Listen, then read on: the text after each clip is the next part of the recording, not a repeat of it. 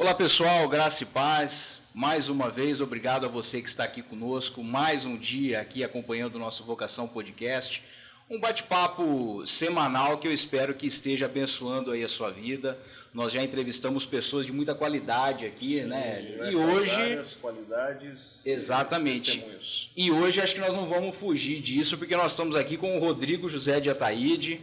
Rodrigo, nós vamos falar um pouquinho sobre ele depois, de toda a história dele, da importância dele aí para a sociedade. Mas antes disso eu queria agradecer primeiro a você que está conosco e já inicio pedindo que você curta esse canal, que você compartilhe esse material, se inscreva e ative o sininho, porque se a pessoa fizer isso, toda vez que a gente tiver um conteúdo novo, isso chega para a pessoa. Chega para a pessoa, o algoritmo do YouTube ele entende que é um conteúdo relevante, ajuda a alcançar mais pessoas, que é o combustível do nosso canal, a nossa mensagem chegar para mais pessoas. E além do YouTube, a gente tem Instagram, a gente tem Spotify, né? Facebook. É isso aí. Siga-nos em todas elas. E fale conosco, deixa seu comentário. A gente, inclusive, você conhece o Léo Messias, a gente entrevistou esses dias o Léo. Nós recebemos notícias de pessoas que se emocionaram ouvindo o Léo, foi muito legal. Então, assim, isso é um combustível para nós. Então, se isso aqui estiver fazendo sentido para você, participe conosco, compartilhe, mande para nós o seu testemunho. A gente quer que isso seja um momento de participação de todos. E também agradecer o nosso patrocinador, né, Hélio, que é o Secate Estofados. Se você estiver precisando de uma reforma no seu sofá, no seu estofado, na sua cabeceira, aonde você estiver precisando, o Secate é parceiro nosso e uma pessoa que já está há mais de 12 anos nesse mercado de estofado. Eu tenho certeza que ele vai fazer um excelente serviço, inclusive sob medida, tá, Hélio? Você que vai querer reformar aí, querer expandir a sua casa, você tem a oportunidade de fazer um sofá sob medida, na cor que você quiser, no tamanho que você Principalmente quiser. quem mora em apartamento, que o espaço ali é tudo. Exatamente. Então, o cara é bravo. Então faz sob medida. Então fica o telefone dele aí para você que está nos ouvindo no Spotify. É o DDD 18 981 34 86 49. DDD 18 981 34 86 49. Mas vamos para o que importa, né? Vamos falar sobre o Rodrigo José de Ataíde. Rodrigo, obrigado por ter aceitado o convite. Tá um prazer ter você aqui conosco. Prazer é todo meu. Agradeço a oportunidade, Guilherme, Hélio, pessoas que eu conheço já há um tempo, né? Um bom tempo. Sim. E como que a amizade ela é preservada e ela excede a barreira do tempo, né? Isso eu acho que é o mais legal. Isso é legal. A questão de quando você se identifica com os valores, esse caminho ele acaba se prolongando pela nossa vida. O Rodrigo, eu queria começar fazendo uma pergunta. Rodrigo é empresário, diretor, jogador de futebol, vereador, presidente do albergue noturno. Não sou presidente mais. Mas faz parte da diretoria. Na verdade... Pai de duas meninas, esposo. Como é que você arruma tempo para tudo isso, cara? Qual é o mais trabalhoso desses citados? Não precisa responder. Não vamos nem olhar para isso, né? Eu acho que o desafio maior é fazer a gestão do tempo, né? Esse é o nosso desafio diário, porque trabalhar tudo isso e o desafio de manter o equilíbrio em tudo isso, né? Até a gente sabe que o dia a dia não é fácil e a gente tem que toda hora estar pensando, peraí, essa decisão que nós temos que tomar é a melhor para esse momento? E muitas vezes nós não temos tempo para esperar, tem que decidir. E decidir desagrada. E esse é o mal do nosso dia a dia, né? A gestão do tempo. Como a gente não está gerindo bem o nosso tempo como um todo, né? Sim. Muito celular, muita rede social, e a gente perde tempo com isso, e quando a gente precisa do tempo não existe mais. Claro. Rodrigo, vamos falar um pouquinho sobre a tua vida espiritual, porque você, para mim, sempre foi uma referência na vida espiritual também. Eu sempre olhei você como uma pessoa que sempre levou Deus muito a sério, as coisas de Deus muito a sério, e isso acaba refletindo em toda a sua vida, pelo que eu te conheço. Você é católico? Sim, Gui. Na verdade, a minha vida espiritual, ela realmente ela teve um momento que ela teve uma virada, entendeu? Porque eu sou católico, minha mãe trouxe essa semente muito forte para nós, que vinha de avô, de avó. Sua família toda, né? Sim, seu pai, sua meu pai mãe. também. Mas eu posso dizer que esse é um valor muito cultivado pela minha mãe desde pequeno. Só que durante a nossa infância, a nossa juventude, ele vai ficando esquecido, né? Eu acho que eu não seja uma exceção, acho que isso é a maioria das pessoas assim. E eu sempre fui uma pessoa muito intensa em todas as coisas que eu me proponho a fazer. Então, eu digo que durante a minha juventude, talvez, essa parte ficou um tanto quanto esquecida, não distante.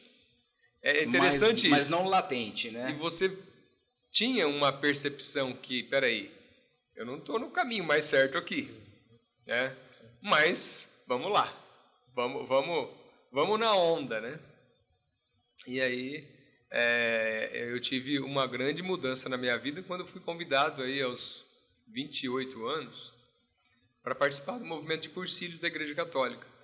Porque ir à missa, eu sempre fui à missa, porque isso foi a tradição. A tradição nunca deixou que eu me afastasse de Deus fisicamente, do local, de estar ali presente. Mas eu digo que espiritualmente eu estava muito distante. E para nós que não conhecemos o que é o cursílio, explica para nós assim, Sim, em poucas palavras. O movimento de cursílios é um movimento da Igreja Católica que ele começou na Espanha em 1930, quando, milhares de jovens se reuniram para fazer uma longa caminhada. E essa jornada foi dada a primeira vez como cursílio, né? Que era o quê? Uma tradução um caminho de cursinho, que era uma caminhada, um caminho, né? Uma experiência vivencial. É exatamente isso. E durante aqueles 3 dias que eu passei ali aqui em Araçatuba, na Casa São Paulo, muitas coisas aconteceram, né? E foi como se caísse em escama dos olhos, onde a minha vida ali começa a ser totalmente transformada. Pela primeira vez senti muito profundamente o amor de Deus. O amor de Deus que ele entra e ele vai tirando todas as coisas ruins, de maneira que você fala, nossa, como é que eu nunca tinha visto tudo isso antes? E foi assim, vamos explorar um pouquinho esse momento, né? Sim. Foi em uma ministração, numa pregação, num louvor, na vivência. Você consegue dizer qual foi o momento da virada, ou o que influenciou? Na verdade, assim, você passa 3 dias com momentos de espiritualidade, de testemunhos das pessoas, onde é trabalhado muito a palavra de Deus, mas principalmente a vivência, né? Porque quando você realmente, aquela velha máxima, ela sempre vai estar reafirmando isso, né? A palavra comove, mas o testemunho que arrasta. Então, sim, a partir do momento que você se coloca no lugar do outro, você fala, nossa, eu também posso fazer parte da graça de Deus que cai sobre todos nós, né? E muitas vezes o grande guarda-chuva que não deixa a graça chegar em todos nós é o pecado. Sim. Quando a gente começa a ter consciência disso, você começa naturalmente, sem uma imposição, a buscar virtudes que te afastam para que você fuja do pecado. E aí você começa a olhar a vida com outro sentido, com um novo sentido. Então ali começa a mudança total do Rodrigo. É um processo, sim, né? A conversão ad eterno, a conversão é eterna. Você fala assim, as pessoas falam, mas você se converteu? Eu tenho uma resistência em dizer isso, porque eu falo assim, a cada dia eu preciso melhorar mais um pouco. Sim. E aí a gente tem que estar muito aberto a isso, porque a gente tem muitos pontos cegos que não consegue encontrar de fato aonde a gente está errando agora. E eu acho que isso é o bonito do Evangelho, Rodrigo, porque uma vez eu ouvi uma pessoa falando para mim, ela falou assim, Guilherme, logo que eu me converti, a pessoa falou assim, Guilherme, quanto mais você coloca luz no ambiente, mais você percebe que ele está sujo. Exato. Então perfeito. Isso é um processo contínuo, né? Perfeito. Essa analogia sobre a luz, ela é muito importante. Tanto é que quando você fala assim, tem alguma coisa que você não queira falar, cada vez mais o desafio, o que eu não posso falar? Exatamente. Entendeu? É um olhar sobre nós mesmos, porque quando você trabalha esse exercício de trazer a verdade à tona, é um exercício que te deixa cada vez melhor. E a verdade, ela tem 3 fases, né? Primeiro, a gente precisa encontrar a verdade, que não é fácil. A gente precisa do outro para entender, peraí, você está errado nisso, não está? A gente tem que ter a percepção da realidade. Depois de você encontrar isso, você tem que aceitar a verdade. Que é tão difícil quanto. Né? Exato. Vamos dar o exemplo do exercício físico. Todos nós aceitamos, sabemos que o exercício físico faz bem para a saúde. Até aí a gente aceita. Sim. E aí vem a terceira fase. A gente vive a verdade? Chega às 6h30 para academia. Então eu acho que esses 3 passos é um ciclo constante na nossa vida de encontrar a verdade, aceitá-la e viver. Aí em cada dimensão da nossa vida. Como a gente vai explorando isso? Porque muitas vezes é fácil eu falar assim, não, eu não tenho problema com droga, porque quem é droga é problema, não sei o quê. Mas peraí. Esse é um problema que não me atinge, mas e os problemas que me atingem? Pequenos, cotidianos problemas. Né? E o meu pecado? Sim. Esse é o nosso maior desafio, né, Hélio? Sim. E esse desafio, então, de se manter em busca da verdade e praticando a verdade, ele se dá em todos os seus ambientes, no trabalho, em casa, sozinho ou acompanhado. Não tem outra maneira, porque a partir do momento que você reconhece realmente que Deus é o Senhor da sua vida, se você não buscar isso, então você não encontrou. Sim. Então, assim, é uma busca constante de falar onde que eu posso melhorar, e aí você toma uma pancada de lá, outra de cá, você começa a se conhecer. Mas o importante disso é você estar aberto a isso. Quando você está aberto a essa situação, desprovido, é aquela história de estar desarmado, você começa a ter essa percepção de falar, nossa, hoje eu posso ser um pouco melhor porque eu vi que eu estava errado naquilo. E é a busca constante, né? Negação a si mesmo, né? Desculpa, eu não sou entrevistado, mas esse assunto me comove muito, porque foi essa a percepção da minha conversão pessoal. É isso. Quando eu entendi que tudo que eu faço é culto a Deus. Exatamente tudo. Então, desde quando eu estou na escola, quando eu estou no trabalho, quando eu estou aqui, quando eu estou lavando louça, quando eu estou na igreja, tudo isso é culto ao Senhor. Isso muda a nossa vida. E mais interessante, Gui, eu falo uma coisa, nós estamos comentando esse assunto porque o assunto está em pauta. Sim. Porque, veja bem, se nós começarmos a cair no erro de ficar falando sobre essas coisas de nós mesmos, a gente cai no pecado da vaidade. Que a vaidade talvez seja o maior pecado que pode nos acompanhar até o final da nossa vida. Esse eu acho que é o principal. Porque você pega casos, por exemplo, de a infidelidade conjugal, a pessoa que matava pessoas, roubava. Você percebe que muitas vezes as pessoas têm a conversão e esses pecados ficam para trás. Como foi muito de nós, digo assim, com relação a situação de quando eu era jovem, a situação de não ser uma pessoa fiel nos namoros, eu tinha esse problema. E a partir do movimento do Cursilho, isso mudou a minha vida.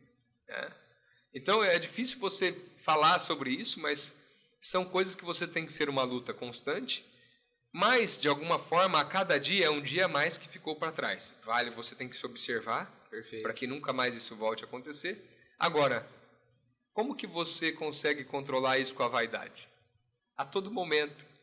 Na hora do elogio, você muitas vezes tem que saber receber o elogio, porque se ele é verdadeiro, não há nada demais. Porque se a gente fala assim, imagina, não é isso. Isso também se torna uma vaidade, olha que coisa interessante. Querendo engrandecer, para receber mais elogio, né? Então, muitas vezes, não há outra maneira de pregar o evangelho que não seja com a nossa própria vida. E com a abertura da fraternidade. Até foi um discurso meu na Câmara esses dias, aonde o outro pode chegar para mim, as pessoas que trabalham comigo, e falam assim, olha, você precisa olhar mais de perto, conviva mais de perto, para você não cometer o erro de julgar as pessoas sem saber. Sim. Ô Rodrigo, imagino que aí iniciou-se um processo de transformação para todos os outros detalhes da sua vida, né? Você já tinha Água Araguá no processo?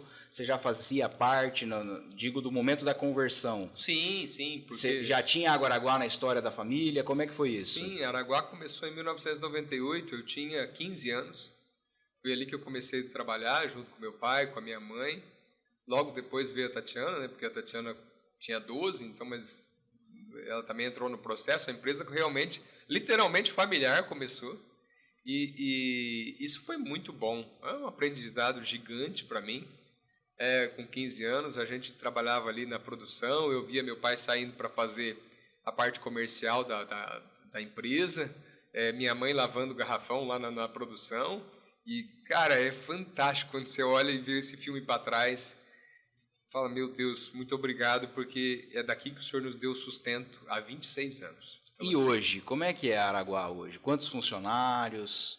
Hoje, Araguá passa de 100 colaboradores, né? Aproximadamente 110 na fonte. E aqui na distribuição nós estamos em 45. Então, é uma responsabilidade muito grande. Ou seja, você tem aproximadamente 150 famílias. Sim.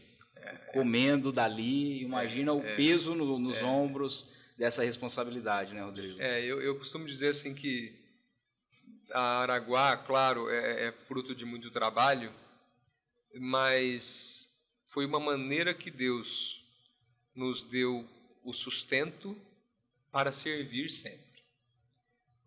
Esses dias eu estava refletindo sobre isso, porque assim, a Araguá apareceu na nossa vida, né? Foi uma propriedade que o meu pai comprou, junto com meu avô, e não tinha água, né? Meu pai sempre foram negociantes de gado. E naquela propriedade não tinha água, foram furar um poço, fizeram uma captação profunda. E ali em 1992, a água era muito boa, de fato é Araguá hoje. E meu pai, eu acho que foi uma coisa de visão mesmo do Zé Bauer, que com relação a isso, a uma visão empresarial ele sempre teve, de olhar lá na frente. Porque naquela época ninguém falava em água mineral. Em vase de exatamente, água mineral. Né? A única coisa que tinha eram aqueles galãozinhos brancos, né, da água Iara na época, né? Que é do meu amigo Ricardo lá de Jales. Foi um abraço para ele. Ainda tem a Iara? Tem. Agora é Iane, né? Teve a situação do nome. Sim. Então, essa forma de fábrica de água mineral não existia na época, né? Então, foi uma coisa muito nova. Em 98, a gente começou o processo. E, então, dos 15 aos 28, já eram 13 anos de Araguá, de Araçá na época, né? Araçá. Exatamente. Até quando aconteceu o momento dessa grande mudança na minha vida, né? Então, dali, o olhar do Rodrigo começa a mudar, a partir do momento que ele aceita Deus como Senhor da vida. E você falou que antes era Araçá. Talvez muita gente que esteja nos ouvindo já lembra do nome Araçá, igual a história da Colinos, né? Todo mundo lembra da Colinos. Eu não lembro, não. Não lembro? Não lembro, não. Não é da minha época, não, rapaz. E Araçá mudou, então, para Araguá. Foi esse o processo? Vocês escolheram mudar o nome? Na verdade, a questão de marcas e patentes, assim, ela tem um conflito no nosso país, assim como a insegurança jurídica em geral, né? Uhum. E a gente foi pego de surpresa aí pela uma situação que a gente tinha um registro por 10 anos, né, do INPI, e fomos surpreendidos aí com uma empresa do Sul que entrou com uma ação que tinha lá o nome Indústria de Bebidas Aracá. Aracá. Aracá, muito bem. O Brasil é uma... Na época, eu acho que em 1970, né? Parece brincadeira, mas é a questão das máquinas de escrever, tá? É isso aí. Caramba. Enfim, e quando eles entraram com o recurso, o INPI entrou que eles tinham prioridade. E ok, essa briga, né? Chegou um momento que nós falamos assim, olha, é melhor a gente mudar o rumo das coisas. E eu tive realmente uma inspiração naquele momento, né? Porque eu pensei, gente, a nossa cadeia produtiva, ela passa pelos nossos distribuidores que chegam na casa das pessoas. eu penso que o impacto não vai ser tão grande. O importante aqui é como a gente dedica o nosso serviço e o nosso atendimento. Perfeito. Então, veio... Que eu acho que é um dos grandes diferenciais da Araguá, Sim, né, Rodrigo? e veio essa situação da junção de ar e água, que é a Araguá, né? O fato de Araçatuba e também estar ali no município de Aracanguá, então teve também, bem essa resolvido, situação bem amarrado. e veio uma palavra que eu nunca tinha visto antes na vida. Então, assim, foi com certeza mais uma graça de Deus para nós. E Araguá explodiu, mas muito mais do que Araçá. Sim. Olha só. São outras coisas que a gente não entende e a gente só tem que agradecer. Rodrigo, mas aí lá no começo, cara, como que é juridicamente, burocraticamente, na fiscalização, você pegar um poço artesiano e começar a envasar a água, comercializar? Como que é? Sim, o processo, por isso que o processo foi muito demorado. Então, de 1992 a 98, foram 6 anos de pesquisa. Isso só para se adequar e... Exato. Então, assim, um processo muito burocrático. Na época era o DNPM, hoje que é a Agência Nacional de Mineração. Uma autarquia do governo que era bem mais lenta, né? Hoje melhorou um pouquinho, mas o processo é bem moroso, bem moroso. E continua sendo, né? Melhorou pouca coisa, mas assim, a nível de burocracia ele continua sendo. E para você, como um diretor que viveu a água, respira a água, eu ouço muito o pessoal falar aquela máxima: água é o ouro branco? Olha, Guilherme, foi muito bacana essa pergunta. A gente não valoriza tanto esse bem. E eu costumo dizer que nós, as fontes de água mineral do nosso país e do mundo, para que eu não seja protecionista, eu preciso fazer uma reflexão aqui para as pessoas entenderem o verdadeiro papel das fontes de água mineral no mundo. Eu penso que nós somos guardiões do principal bem para a vida, que é a água mineral, ou no caso. E a gente, porque muitas vezes a água tem né? Agora está diminuindo isso, algumas campanhas publicitárias que assim, a água da rua é tão boa quanto a água mineral. Eu acho que isso já caiu, né? Mas teve um tempo nessas situações aí, mas realmente isso já caiu. Quando a gente olha para as tragédias que aconteceram em Brumadinho, da barragem de Mariana, onde você viu que os rios foram totalmente contaminados e as pessoas não tinham como nem cogitar em beber uma água da torneira. E aí sim, você via que, por exemplo, as pessoas se recorriam às fontes de água mineral. Ou seja, então o papel nosso é ser realmente o guardião dessas nascentes, né? Promover campanhas, não só das águas minerais, mas das próprias nascentes dos rios, porque é aqui que a gente preserva o futuro da nossa população, da humanidade, não tem outra história. Por isso que a gente tem que explorar até onde é possível, não podemos exceder. Porque existe uma responsabilidade ambiental também, exato, né? A gente tem X de litros para retirar dali. Não adianta, por exemplo, se eu tenho lá uma possibilidade de 15, 20 mil litros horas, eu tentar falar, eu vou tirar 30 mil. Não. Eu tenho que respeitar aquele limite. E muitas vezes eu ainda acho que a água mineral não é tão valorizada como deveria.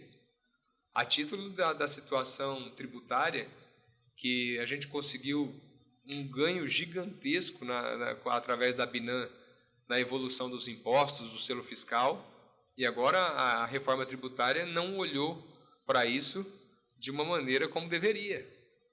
Fomos deixados um pouco de lado, né? Então, assim, são coisas que têm que ser refletidas, mas o exemplo da água mineral, quando o fato dela se tornar um produto de cesta básica, o galão de 20 litros, e a implantação do selo fiscal, da regulamentação do setor, ela deu um show no setor, porque a arrecadação aumentou mais de 30%. Mas deixa eu entender, então... A consciência por pagar o imposto justo, que é menor, mas de realmente falar assim, entender que você que desenvolveu um trabalho junto a isso, pode até complementar isso, né, Guilherme? Sim. De como que esse setor avançou depois da regulamentação organizada, onde o setor entendeu que, se eu tiver realmente garantia de qualidade e de fiscalização, o setor vai arrecadar muito mais do que antes do jeito que estava informal.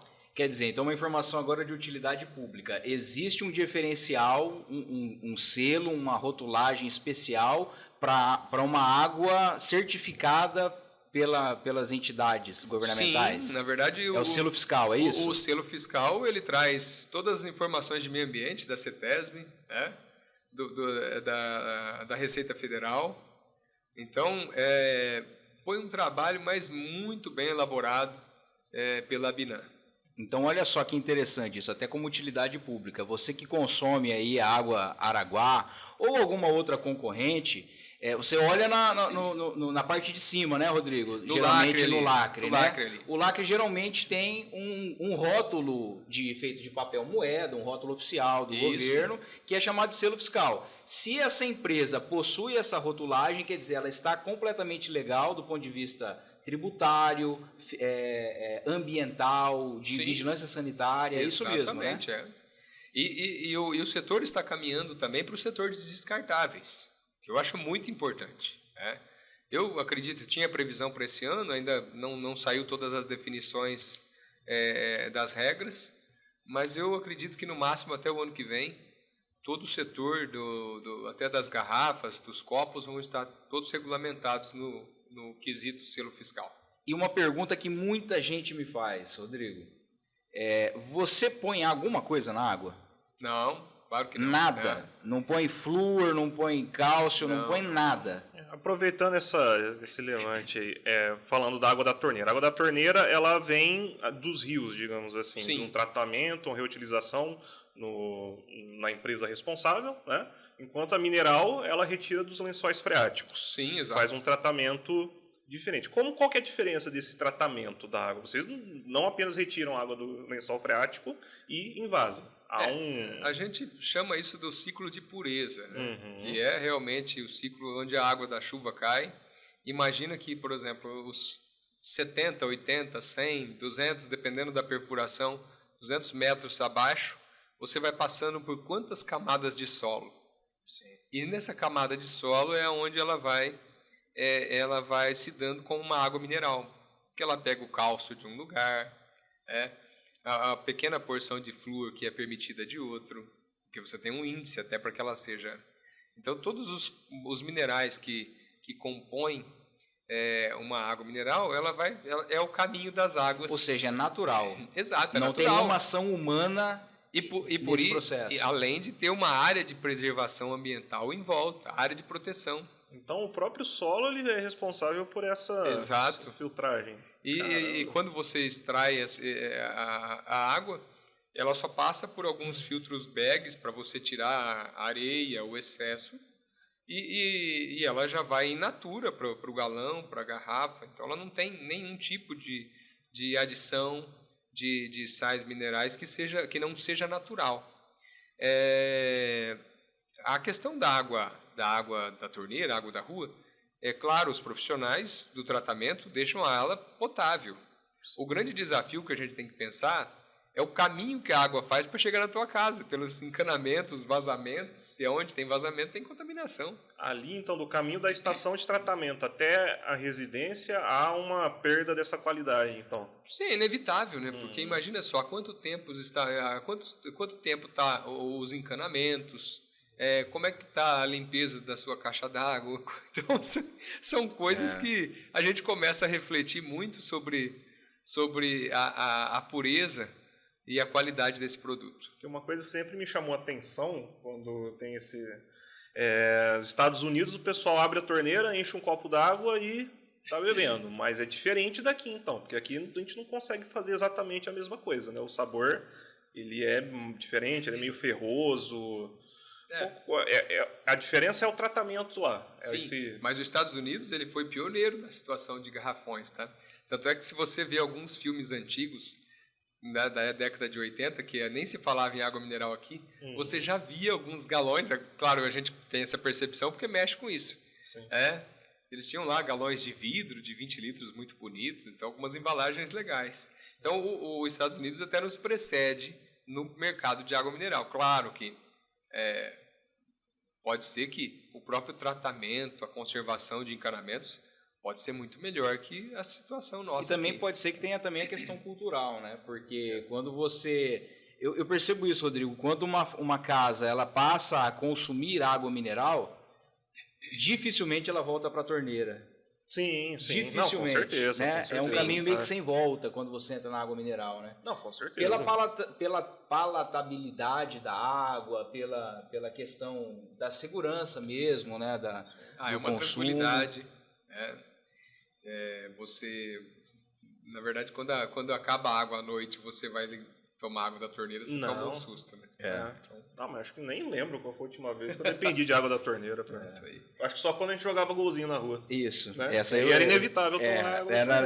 Abria lá o registro lá assim, com a mão e... Mas me surpreendeu, é tão recente assim o comércio de água mineral. Para mim era uma coisa, nunca parei para reparar. Nós temos aí praticamente, no máximo, 30 anos desse formato de garrafões. É uma indústria jovem, precisa avançar muito ainda. E para você que está aí na sua casa, pode ir lá agora, pega uma água, de preferência água Araguá, né, Rodrigo? Claro. Mas vai lá, beba uma água. água. Com ou sem gás. Com ou sem gás, né? Exatamente. E aproveite para curtir esse trabalho nosso aqui também, né? É uma oportunidade que você tem de nos ajudar, tá? Então, curta esse material, compartilhe, mande para outras pessoas que têm dúvidas sobre água mineral. É uma oportunidade que essa pessoa tem de aprender aqui com uma pessoa que está há mais de quantos anos nesse mercado, Rodrigo? Há 26 anos. 26, vamos para 27 esse ano. 27 anos no mercado de água mineral, entende muito.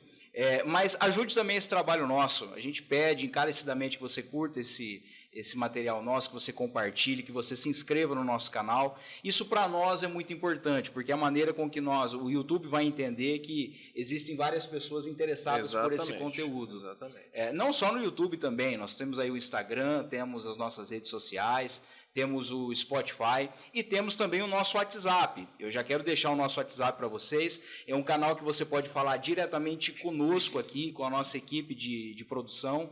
É o DDD 18 997.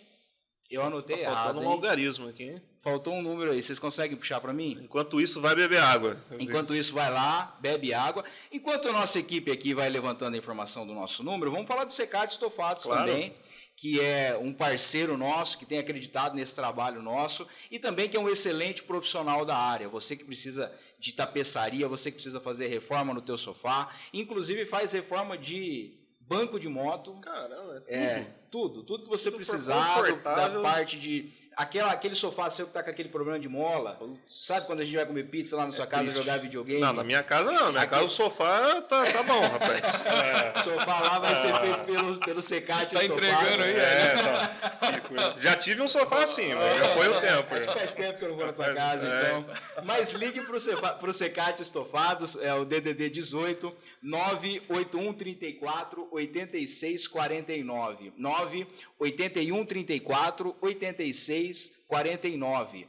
E vamos voltar para o nosso contato. Já tem aí, produção? O algarismo faltou? O algarismo que faltou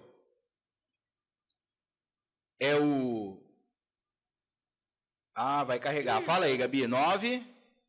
Fala aí que eu repito. Quem sabe faz ao vivo, galera. Olha aí. 99737 9063. Eu anotei errado aqui, mas a gente vai acertando. 99737 9063. É importante a gente citar o número porque é o canal que você tem para falar conosco, tá? Então, se você quiser deixar alguma informação, se você quiser dar alguma dica, alguma sugestão de pauta, entre em contato conosco. Acho que é importante esse canal, que você vai falar diretamente com a nossa equipe.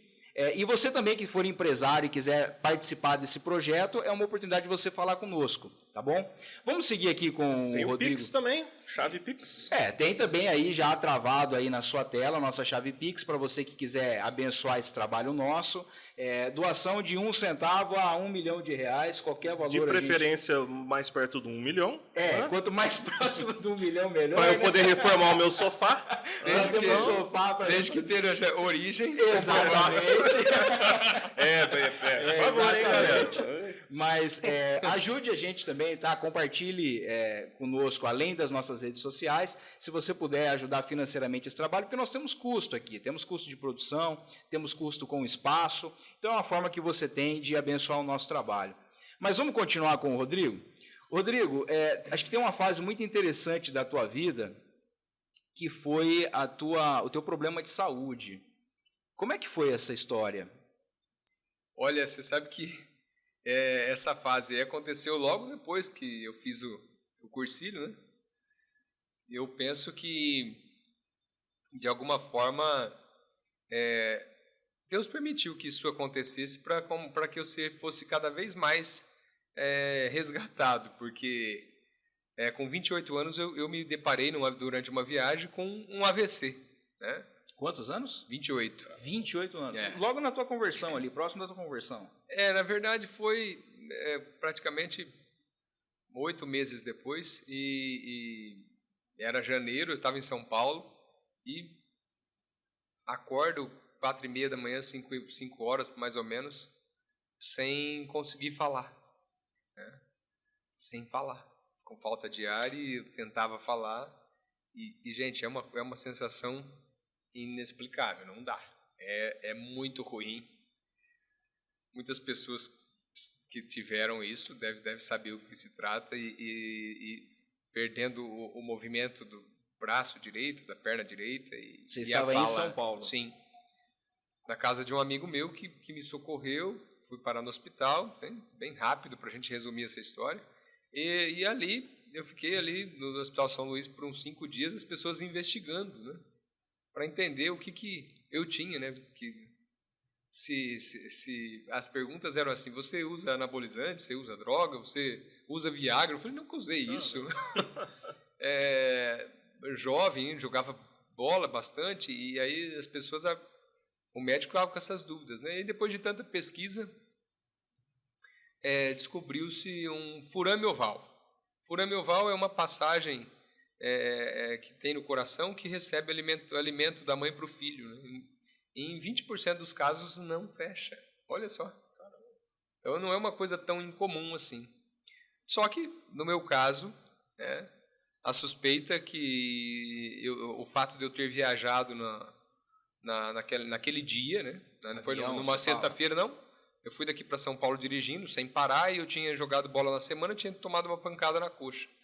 A possibilidade é que um coágulo se desprendeu, passou pelo coração e foi parar no cérebro. Meu Deus! Essa é a possibilidade. E você correu risco de vida? Com certeza. Né? Porque eu estava ali há 5 minutos, fui socorrido logo em seguida.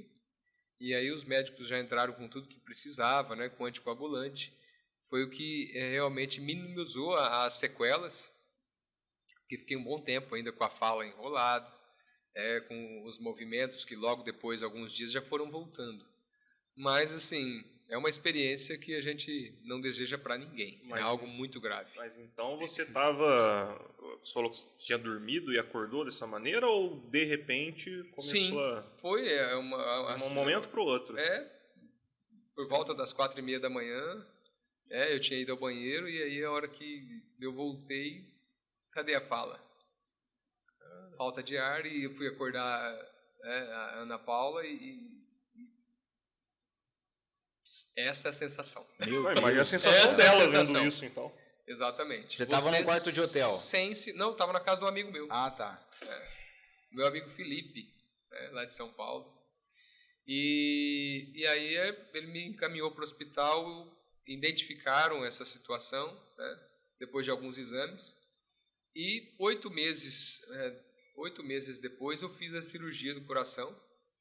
Foi onde foi implantada uma prótese de titânio, do tamanho de uma moeda de R$1. No coração? Então hoje, às vezes quando vai fazer algum exame, um raio-x, um dia até o pessoal da Unimed me chamou lá, mas o que é isso aqui? Não deixa ele sair, não.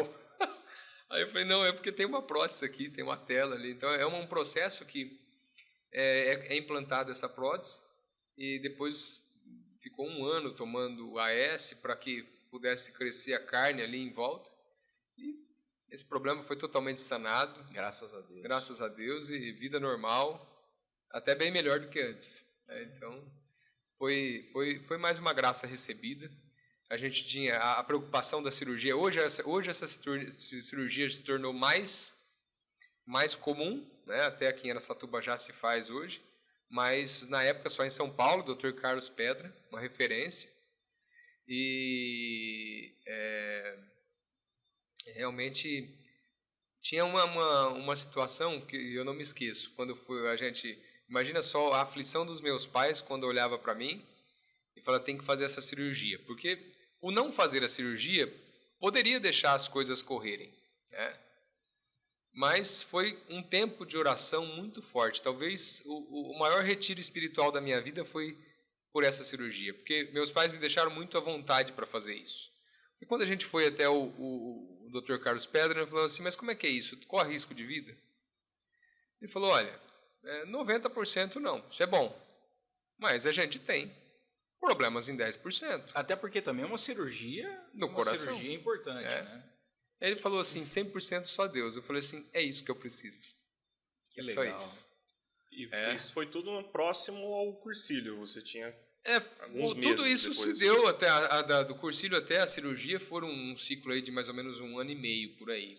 Então, assim, foi um momento muito forte, porque muitas vezes eu entrava no quarto, via meu pai meio triste, chorando, Então, é uma coisa muito que foi muito marcante, né? Então, eu falo assim, como que aí você percebe o amor de Deus na sua vida de uma tal maneira que você fala, é gratidão. Nós estamos aqui por um propósito e nós precisamos honrar isso até a eternidade. Não vou dizer até o fim, até a eternidade. E eu penso que quando a gente, graças a Deus, eu nunca passei por isso, mas acho que quando uma pessoa passa por isso, ela passa a valorizar mais a vida, né, Rodrigo? Com certeza, porque quando a gente se coloca no lugar do outro, que muitas vezes você percebe os médicos falando disso de uma maneira muito fria. É muito simples. Porque, querendo ou não, ali é a profissão deles. E é para ser simples para eles, que quanto mais simples for para eles, é melhor. Mas para quem está do outro lado, a situação é difícil. Isso faz a gente refletir sobre a política, de se colocar no lugar do outro. Sim.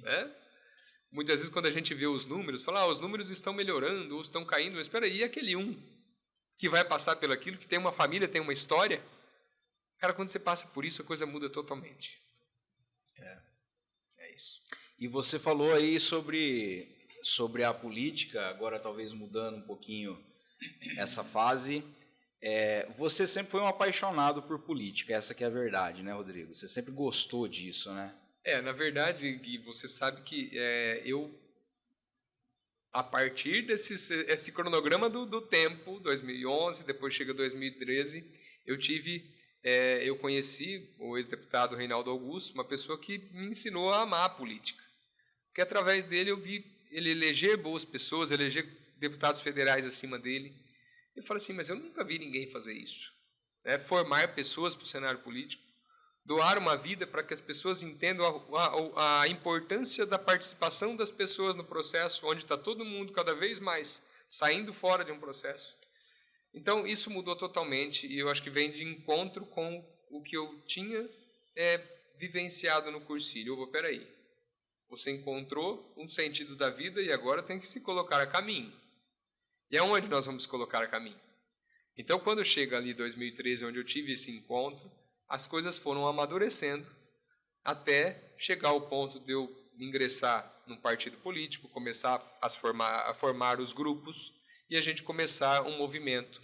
Mas tudo começou, então, quando você encontrou um movimento, uma organização política, o que foi isso? Sim. Na verdade, o grande encontro foi através da Escola de Formação de Líderes, né?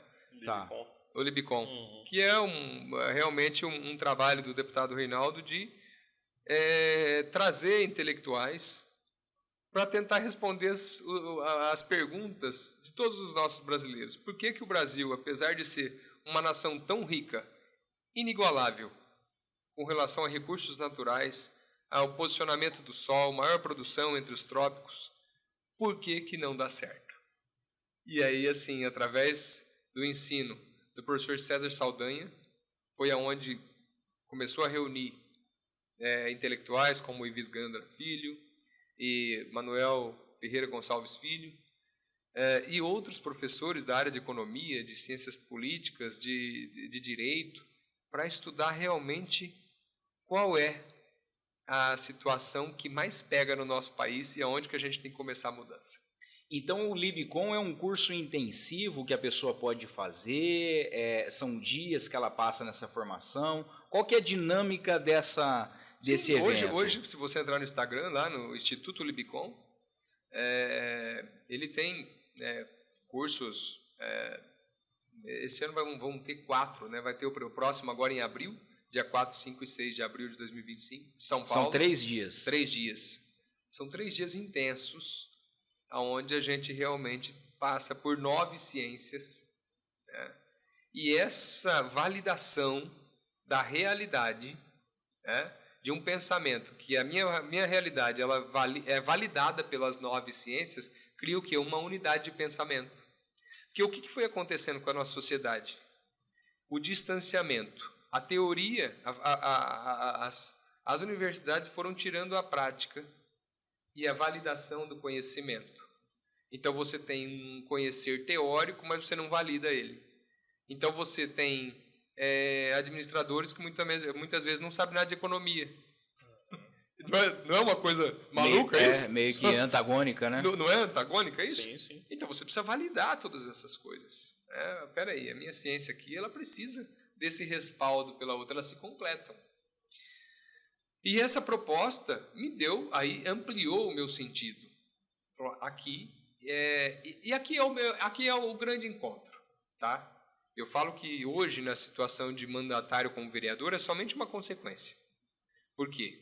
Porque pode ser que acabe o mandato, pode ser que eu não continue, né? Que a população não goste do meu trabalho, ou que, de repente, eu falo, não, a minha vocação não é aqui. Porém, esse projeto pelo menos o que eu penso hoje, é o projeto que me realiza para a vida toda. Porque eu já trabalho nisso há 8 anos, como voluntário, buscando pessoas para a participação das instituições. Eu acho que aqui é onde a gente começa a mudar o jogo da transformação de uma sociedade. Tá? Isso aqui não depende de mandato. Tanto é que hoje o deputado Reinaldo, que não é mais deputado, continua fazendo o trabalho, mesmo sem ser mandatário. Né? É algo de missão para a vida. Além da vocação, o nome do programa aqui, é uma convocação. E que interessante, então você teve um chamado político em um evento organizado por professores. Claro. Por estudos de ciências que te levou a um pleno conhecimento do Brasil e da necessidade política, seria isso? Eu não digo um pleno conhecimento, mas assim, você me deu um norte muito grande de como que a gente pode, pelo menos, minimamente atuar para construir. Porque o que a gente vê hoje? Um cenário polarizado, um Brasil cada vez mais desunido, que, gente, assim, se nós não começarmos a mudar o nosso comportamento pequeno, em pequenas coisas, pequenas ações, a gente não vai conseguir. Então, é esse tipo de trabalho que vai mudar o nosso Brasil. Onde é o nosso Brasil? O nosso Brasil é aqui. Exato. É a relação minha com o Hélio, com o Guilherme, com a minha família, com a minha empresa. Os vizinhos, onde a gente comunidade. começa, os vizinhos, a comunidade, onde a gente começa a preservar a instituição. Tão atacadas as instituições, né? As próprias igrejas. Sim. Né? Acredito que a Igreja Católica, as igrejas evangélicas, ou seja, a crise institucional do relativismo, onde as pessoas querem fazer as coisas do jeito de cada um. E no Brasil a gente tem uma centralização tão grande de poder, um Estado tão paternalista, que a gente está acostumado, né, a delegar a quem está na presidência, aos governadores, um trabalho que a gente passa a responsabilidade para eles, né? A gente não enxerga que a nossa mudança em pequenos núcleos, como vizinhança, Sim. família, a gente consegue mudar de baixo para cima também. Olha, você sabe que no último meu discurso lá do Pequeno Expediente, eu comentei sobre isso. Como a experiência da fraternidade pode mudar uma situação. Imagine só, se a gente, por exemplo, no nosso quarteirão, reúne as pessoas e fala assim, vamos fazer um grande mutirão de inspeção da dengue aqui no nosso quarteirão? Imagina se a gente promove, fica a dica aí, Gui, que está no meio no desenvolvimento, promove campanhas onde despertar, o marketing, aí vai ter que trabalhar o marketing para entrar na cabeça das pessoas. O Dia Municipal de Combate à Dengue, que a gente, por exemplo, reúna os seus vizinhos sábado, 3 horas da tarde, vamos fazer vistoria nas casas. Por que me chamou a atenção isso, gente? Olha lá, dá na minha empresa ali, no Vendeiro, ali na Silva Jardim 1021, fazendo uma propaganda. Manda aqui. bala. Esses dias choveu. O Vendeiro, vocês vendem o que lá? Vende vinho, vende queijo, vende a cachaça, vende Silva água Jardim. mineral. Então, Silva Jardim 1020, Tá. 1021, enfim. Choveu e estava escorrendo água ali na parede, né? E aí a gente contratou a pessoa para subir lá e ver se tinha telha quebrada. E a pessoa falou para nós assim, não. Tinha uma sacola entupida calha. O que é isso? Tinha água na calha. Olha a situação. Então, quantas calhas estão entupidas pelo mesmo problema? E como é que a prefeitura vai subir em cada casa para resolver esse problema? Não vai resolver, gente. Porque, claro, o problema mais básico da gente ver ali o pneu na rua, isso aí não precisa nem falar, né, gente? Isso aí tem que acontecer, uma mudança de comportamento. Mas a situação ela é muito mais grave de uma maneira que o peso é gigante e aí o poder público não vai alcançar essa calha com uma sacola lá em cima. Sim. Agora, a velocidade pode ser muito maior se a gente conscientizar as pessoas, fazer uma campanha. Vamos lá, todo mundo. Aquela pessoa que tem habilidade nisso, de repente, uma pessoa que mexe com construção aqui no quarteirão, pode subir lá na casa. Não vamos causar acidentes, né? Sim. Vamos então ter segurança nas ações. A gente está falando de responsabilidade, não de loucura, pelo amor de Deus. E esse é um ponto também que a gente vê, trazendo de novo a comparação com os países mais desenvolvidos, o senso de comunidade, como que o pequeno núcleo de poder ele tem um valor maior do que aqui. Perfeito. Estados Unidos a gente vê bastante em filme, em série, aquelas reuniões que eles fazem de bairro, eles comentam o problema ali da vizinhança, enquanto que aqui a gente não tem.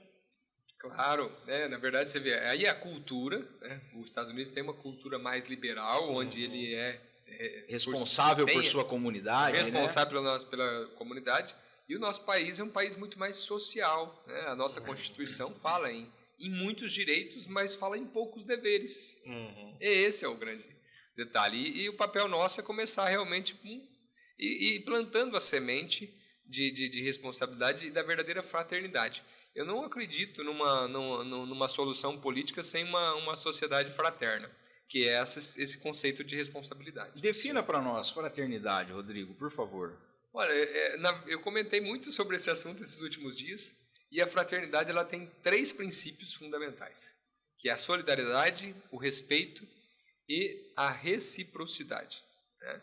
A solidariedade é onde eu sou responsável pelo outro, eu assumo a responsabilidade pelo outro, e isso tem a ver com a ingressão na política. Sim. Né?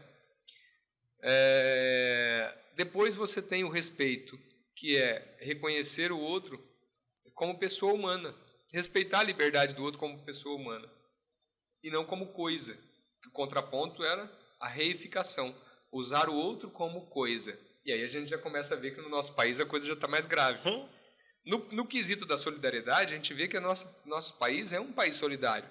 Haja visto nas tragédias, o povo se mobiliza, ajuda, né? Mas o povo é pouco fraterno, porque a fraternidade, quando ela me dá o direito de te corrigir, eu abro também a possibilidade de você. É uma via de mão dupla. É uma via de mão dupla. Então muda tudo.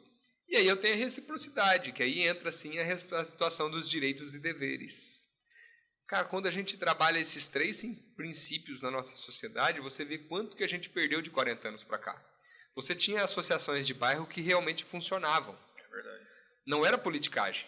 No final se tornou politicagem, que era mantido ali só quem era interesse para aguentar o meu mandato ali. Né? No caso, eu estou falando um exemplo do político da época. Sim. Mas a real finalidade das associações de bairro eram fazer que as pessoas resumissem os problemas e levassem para o poder público resolver. O que está acontecendo?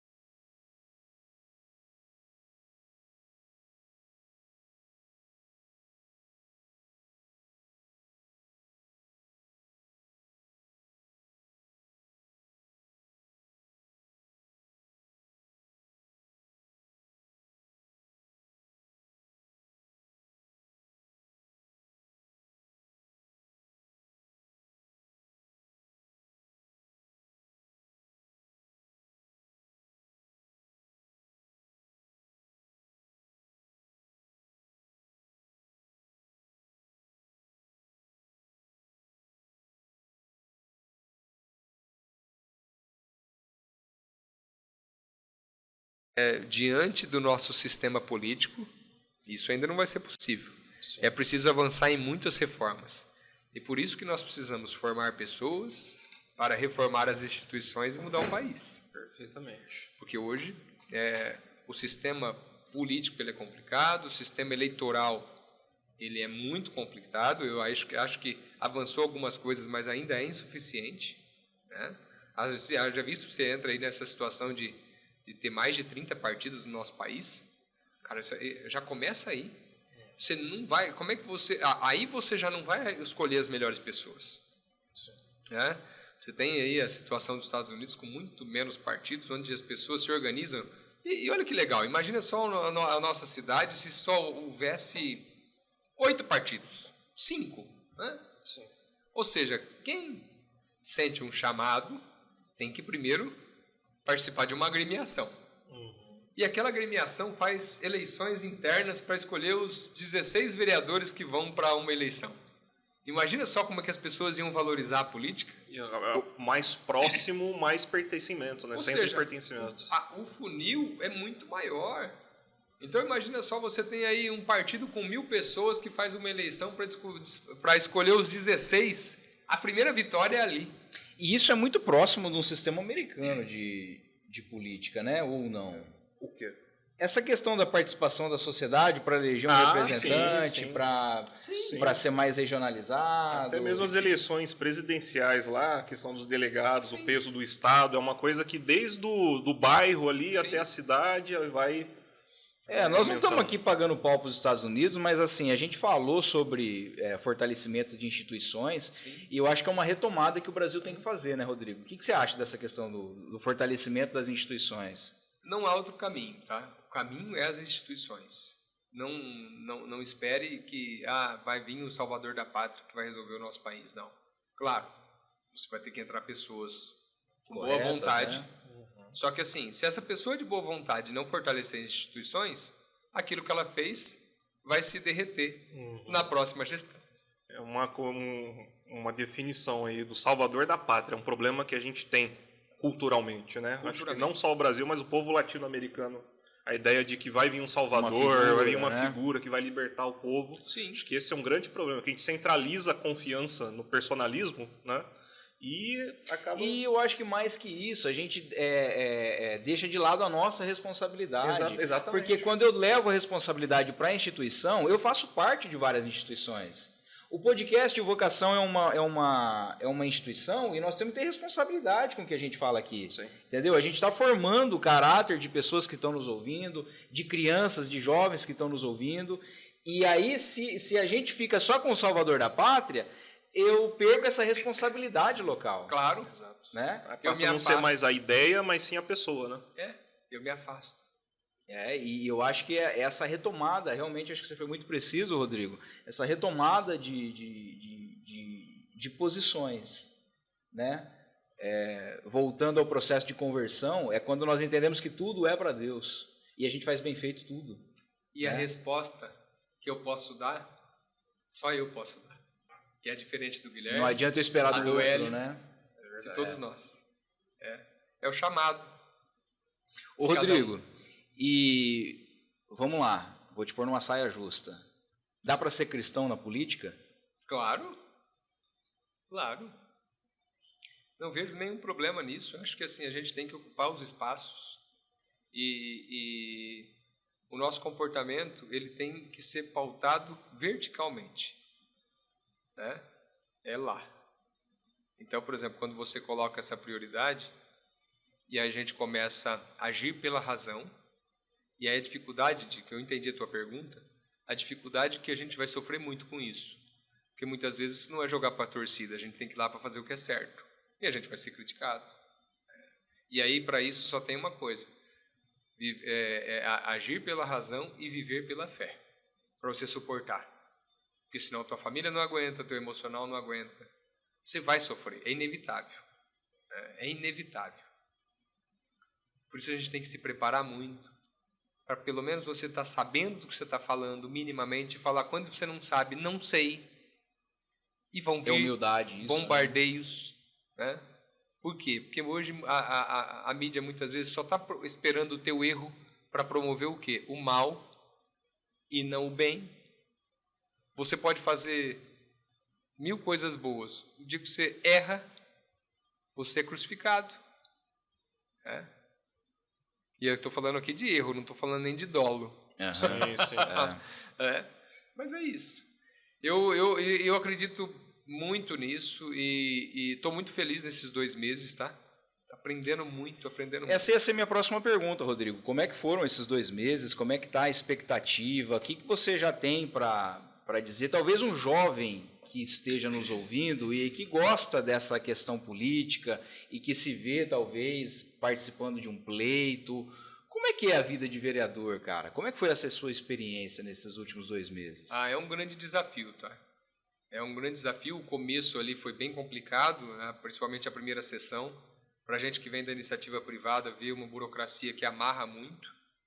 4 horas, praticamente, da primeira reunião, sem sair de lá com nenhuma missão, aquilo para mim foi um pouco frustrante. Mas depois, aí assim, olha a vaidade. Peraí, você procurou entender, saber mais sobre o assunto?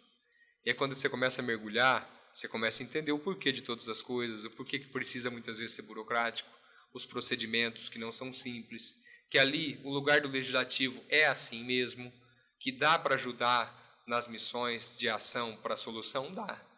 Mas é diferente, talvez, do poder executivo ou de um secretariado que já cumpre diretamente as ações. Então a gente precisa entender a cada momento todas as coisas com humildade, para a gente falar, opa, peraí, existe um porquê. A gente pode propor melhorias? Pode, mas vamos entender, porque não adianta você chegar lá sentando na janelinha e falar assim, eu vou mudar tudo que está aqui. Tem muita coisa boa. E você vê um bom cenário político para Araçatuba? Você vê uma boa Câmara Municipal, um bom Executivo? Como que você, como vereador, enxerga os próximos passos de Araçatuba? Sim, eu estou muito esperançoso com tudo isso. Vejo uma Câmara muito solta, de maneira que as pessoas estão bem tranquilas a falar o que pensam, a discursar. Então, eu entendo que Araçatuba tem uma oportunidade muito grande nessa gestão, né? Vejo um executivo jovem, né, que é o Lucas, com muito bom senso para colocar as ações em ordem, até porque até comentei sobre algumas decisões dele no começo já, que até foi então um tanto polêmico de tirar a EFG da situação de vereadores. Eu nem sabia que era vereador que dava isso, né? Falei para ele que aquilo lá foi um golaço. EFG o que é? Que é a função gratificada, que muitas vezes acontecia, e acontece no país todo, né? Mas isso é uma situação que ela tem que ser, é uma atribuição que tem que ser feita pelo secretário, que é uma gratificação para o trabalhador daquela pasta. Entendi. Imagina só, se eu sou secretário, aí vem um vereador e fala assim, olha, eu vou dar uma gratificação para um funcionário da tua pasta. Mas como é que esse vereador tem poder de fazer isso, de decisão, se ele nem está acompanhando o dia a dia daquele colaborador, se ele está trabalhando ou não? Então, assim, eu acho que isso foi uma medida muito boa. Isso Traduzindo em miúdos, isso era antigamente uma política ruim. Sim, eu acho que isso ainda acontece no país todo, né? Então, assim, é uma prática da política que isso tem que acabar. Isso não tem a menor justificativa, não há uma racionalidade para isso. Que legal. Então, eu acho que esse é um posicionamento que já sai ganhando, tá? Agora, com as outras situações, vejo que todo secretário é novo e ainda precisa se situar em algumas áreas, né? Umas áreas já estão mais adiantadas, outras não, mas isso o tempo vai mostrar, e eu acredito que a partir de 6 meses as coisas devem estar todas funcionando. Ou seja, o cenário por enquanto é de esperança, mas de muito trabalho ainda. De esperança, né, e muito trabalho, mas olha, é muito trabalho. E só não esquecer daquilo que a gente estava falando agora, né? Para quem está nos ouvindo em casa, talvez você nem seja de Araçatuba, eu acho que o grande desafio aqui, Rodrigo e Hélio, é a gente despertar o senso de responsabilidade de quem está nos ouvindo, né? Em qualquer instituição que você participar. Seja você na igreja, seja você na empresa, seja você no grupo de casais, qualquer instituição que você permaneça, faça um bom trabalho. Eu acho que isso que é o que a gente vai começar a caminhar para um país melhor, né? Com certeza. O trabalho é uma instituição. e é a instituição que mais desenvolve a pessoa humana, que mais realiza.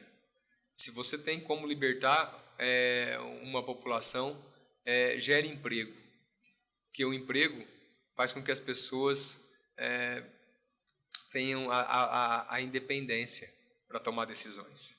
Você simplesmente, isso realiza as pessoas, isso muda uma realidade de uma região. Então a instituição do trabalho está sendo muito atacada nos dias de hoje. Muitas vezes propagandas, olha, trabalhe 2 horas pela internet e ganhe 10 mil reais. Então, assim, além de eu não acreditar nisso, tem muita gente ganhando dinheiro em cima disso. Mas, gente, não tem almoço grátis. Alguém está pagando a Vamos conta, trabalhar. Né? A questão, se você não gosta daquilo que você faz, então se especialize para entender, conhecer você mesmo e falar assim, opa, peraí, qual é o meu propósito? E ali se atire de corpo e alma. Não fique esperando. Vá para cima. É isso. Bom, esse aqui é o nosso trabalho, tá, pessoal? Então a gente mais uma vez quer deixar aqui o desafio para você de curtir esse material, de compartilhar, de mandar isso para outras pessoas. Eu tenho certeza que durante esse momento você está lembrando de alguém que essa palavra vai fortalecer, que vai ser importante ele ouvir. Compartilha com ele, manda o link desse canal e também nos ajude, tá? Nós trabalhamos com isso, né, Hélio? Então você que puder colaborar com o nosso projeto, tá aí o Pix. E eu deixei anotado agora, tá? É o DDD 18 99737 9063. É o nosso Pix. Você pode fazer qualquer doação em valor. Isso vai ajudar a gente a cobrir os custos aqui com o material. Mas principalmente é um canal que você pode entrar em contato conosco. E tão importante o valor financeiro é também o feedback de vocês. A gente quer saber se essa conversa está fazendo sentido, quanto você foi abençoado.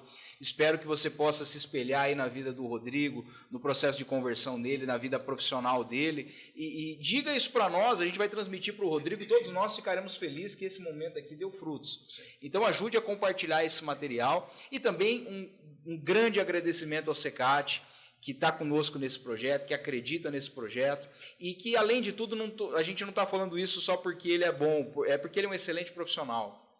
Então, você que precisa fazer algum orçamento de algum material de estofado, em alguma reforma, ou construir sob medida, faça um orçamento com ele. O telefone é DDD 18 981 34 86 49.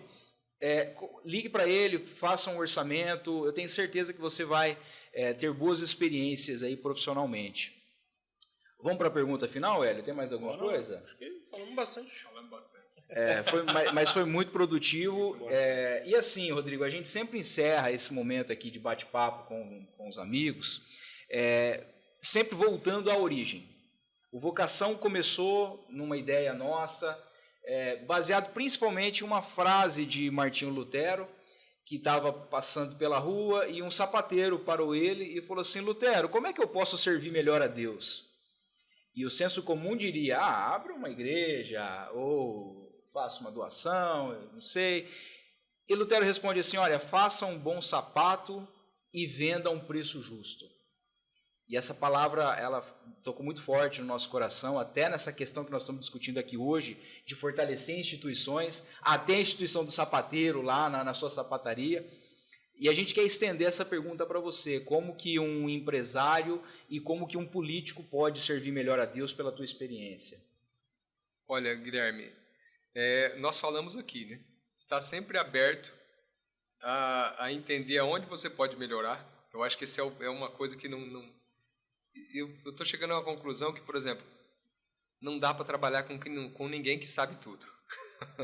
E eu também não posso cair nessa cilada de falar que eu sei tudo, jamais. Então esse é o primeiro, preservar nos preservar dessa cilada da vaidade. Eu acho que é o grande segredo para a gente viver bem, para a gente de repente dar respostas a Deus, né? Agora, isso tanto na empresa como na vida pública, o maior exemplo é a nossa vida, é o nosso comportamento, é o dia a dia. Então, o que eu espero como político é que eu possa despertar nas pessoas a vontade de participar da política, né? Eu acho que isso é desde o começo do nosso projeto, fica muito nítido isso. Quantas pessoas já vieram, né? E quantas pessoas já fazem parte de tudo isso. Então, se ao final do meu mandato eu conseguir despertar para que mais pessoas que não pensavam em ser políticos falarem assim, olha, eu posso candidatar, porque o Rodrigo também candidatou. E ele não tinha tempo, mas ele deu um jeito de arrumar um tempo. Então, eu fico muito feliz com isso. Eu acho que é isso que vai mudar o destino do nosso Brasil aqui. É isso. Maravilha.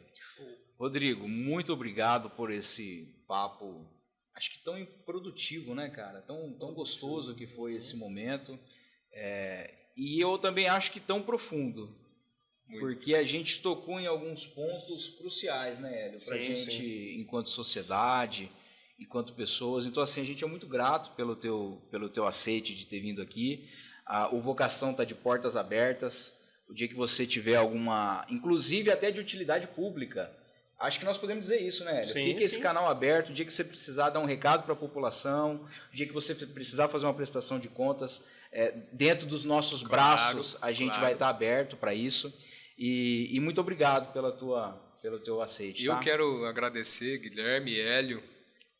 Fiquei muito à vontade, falei coisas aqui que realmente nunca falei em entrevistas, então assim, realmente a fraternidade, é a liberdade que eu tenho com vocês, a confiança, a credibilidade. Então assim, parabéns pela iniciativa, o Vocação veio para realmente mudar a realidade. Obrigado. Um abraço. E você que nos acompanhou até aqui, a gente quer agradecer a você também, que é o nosso objetivo principal, né? A gente espera que isso aqui esteja fazendo sentido para você. Mais uma vez, curte esse material, compartilhe, se inscreva no nosso canal para você sempre ficar atento a novas entrevistas. Próxima vez que o Rodrigo vier aqui, você já vai receber essa informação de primeira mão e acompanhe a gente nas redes sociais, tá bom?